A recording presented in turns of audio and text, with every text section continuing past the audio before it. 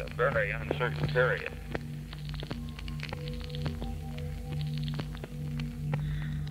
We need somebody over there that can get us better plans than we got. What I want is somebody that can lay up some plans to trap these guys and whip hell out of them, kill some of them. That's what I want to do.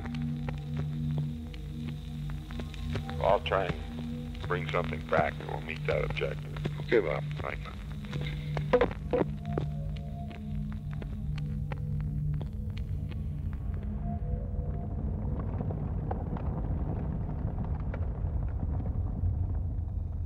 At some point, we have to approach Vietnam, and I want to know how you can best set that up for me. Yeah, well, that's a hard question. I think we have to approach it in the context of the Cold War. But first, I'll have to talk about Ford. I've got to go back to the end of the war.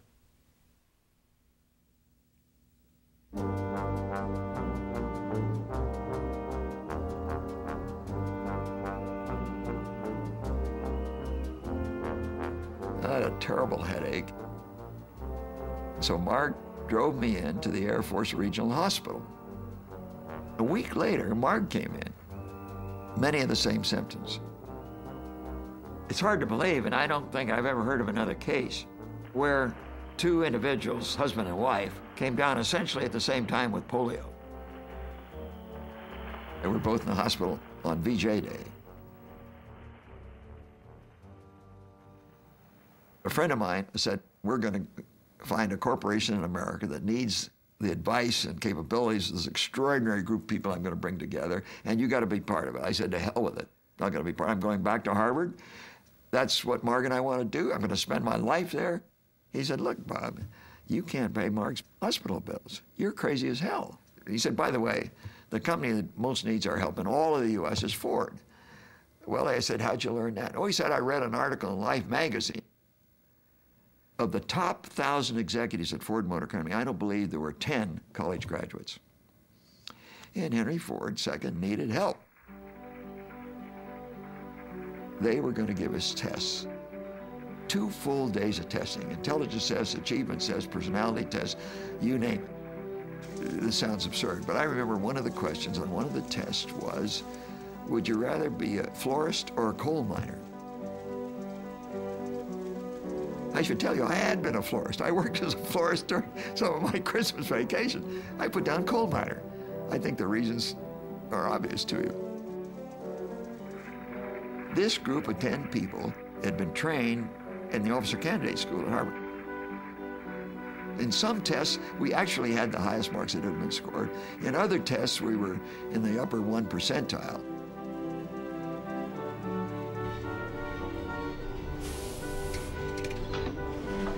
From 1926 to 1946, including the war years, Ford Motor Company just barely broke even. It was a god-awful mess. I thought we had a responsibility to the stockholders. And God knows, you cannot believe how bad the situation had been.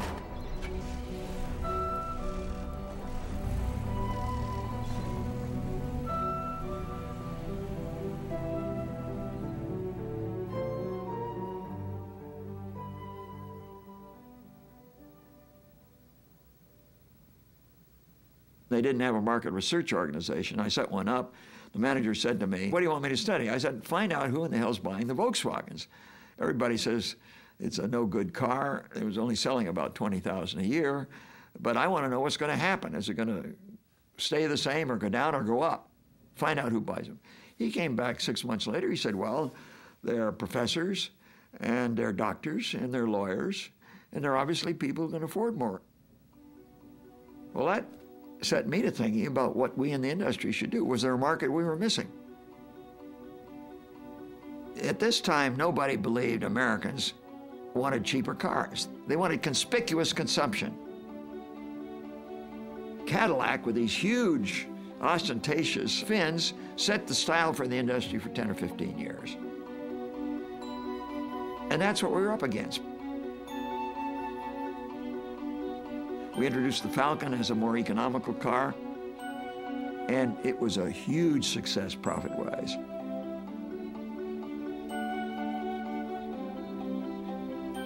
We accomplished a lot.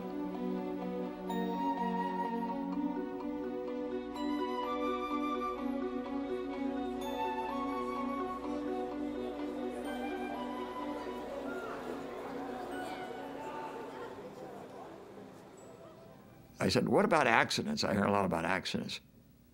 Oh, yes, we'll get you some data on that. There were about 40-odd thousand deaths per year from automobile accidents and about 1 million or 1.2 million injuries. And I said, well, what causes it? Well, he said, it's obvious. It's human error and mechanical failure. I said, hell, if it's mechanical failure, we might be involved. Let's dig into this. I want to know if it's mechanical failure, I want to stop it. Well, they said, there's really nothing, very few statistics available. I said, damn it, find out, what can we learn? They said, well, the only place we can find that knows anything about it is Cornell Aeronautical Labs. They said the major problem is packaging. They said, you buy eggs and you know how eggs come in a carton. I said, no, I don't buy eggs. Never, my wife does it. Well, they said, you talk to her and ask her, when she puts that carton down on the drain board when she gets home, do the eggs break? And so I asked Mark, he said, no. So Cornell said they don't break because they're packaged properly. Now, if we packaged people in cars the same way, we could reduce the breakage.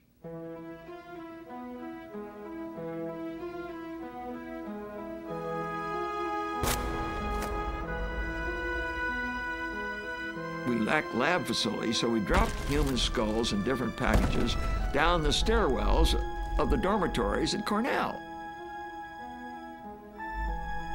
Well, that sounds absurd, but that guy was absolutely right.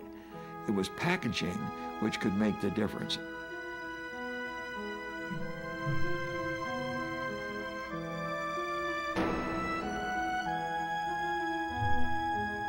In a crash, the driver was often impaled on the steering wheel. The passenger was often injured because he'd hit the windshield or the header bar or the instrument panel. So in the 1956 Model Ford, we introduced steering wheels that prevented being impaled. We introduced padded instrument panels, and we introduced seat belts. We estimated if there would be 100% use of the seat belts, we could save 20-odd thousand lives a year. Everybody was opposed to it.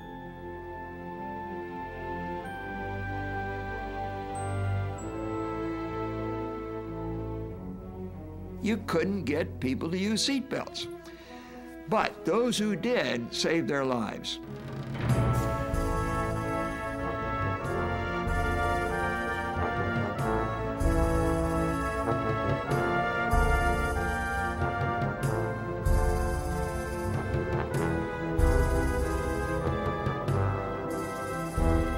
Now let me jump ahead.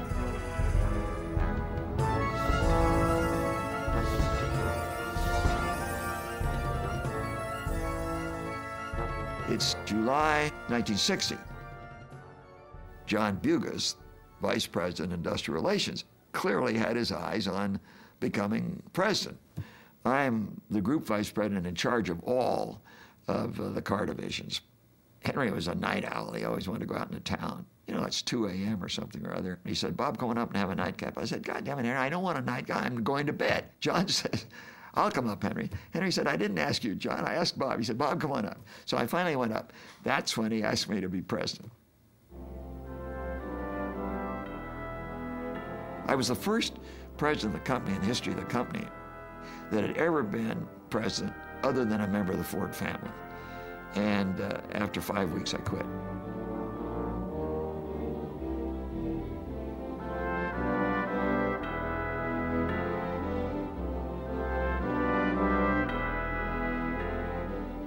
The telephone rang. The person comes on and says, I'm Robert Kennedy. My brother, Jack Kennedy, would like you to meet our brother-in-law, Sergeant Shriver. 4 o'clock, Sarge comes in, never met him, and he said, I've been authorized by my brother-in-law, Jack Kennedy, to offer you the position of Secretary of the Treasury. I said, you're out of your mind. I know a little bit about finance, but hell, I'm not qualified to be Secretary of the Treasury. Anticipating you might say that, the President-elect authorized me to offer you the Secretary of Defense. I said, look, I was in World War II for 3 years, but Secretary of Defense, I'm not qualified to be Secretary of Defense. Well, he said, anticipating that, he said, would you at least do him the courtesy of agreeing to meet with him? So I go home, I meet with Mark. If I could appoint every senior official in the department, and then if I could be guaranteed I wouldn't have to be part of that damn Washington social world. She said, well, okay, why don't you write a contract with the president, and if he'll accept those two conditions, do it. My total net worth at the time was on the order of $800,000, but I had huge unfulfilled stock options worth millions, and I was one of the highest paid executives in the world, and the future was, of course, brilliant. We had called our children in. Their life would be totally changed. The salary of a cabinet secretary then was $25,000 a year. So we explained to the children that they'd be giving up their future. They could care less. Mark could care less.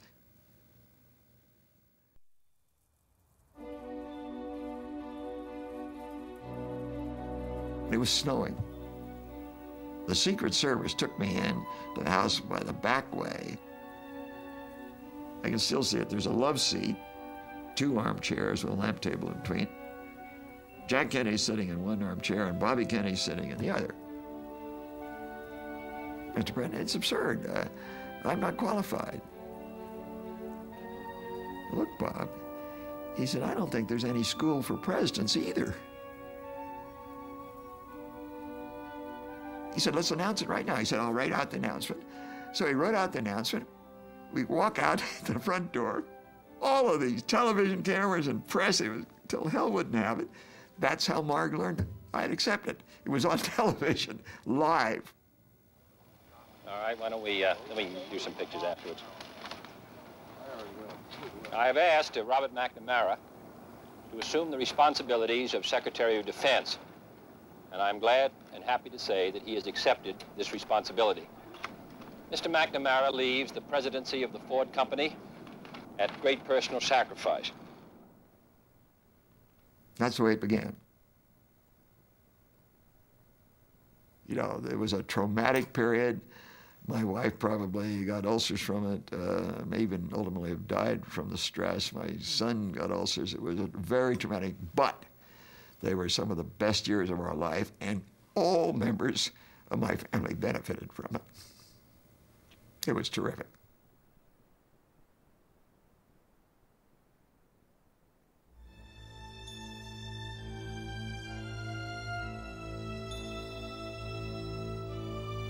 October 2nd, I had returned from Vietnam.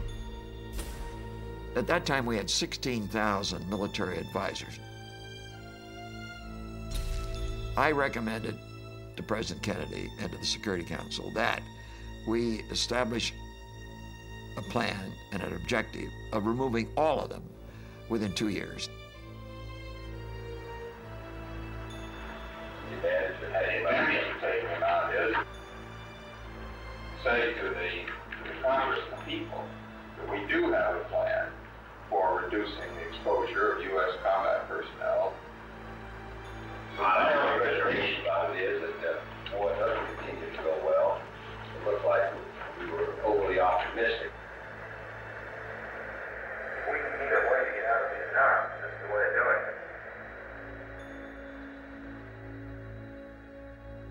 it. Kennedy announced we were going to pull out all of our military advisors by the end of '65. We're going to take 1,000 out at the end of '63, and we did. But there was a coup in South Vietnam. Diem was overthrown, and he and his brother were killed. I was present with the president when together we received information of that coup. I have never seen him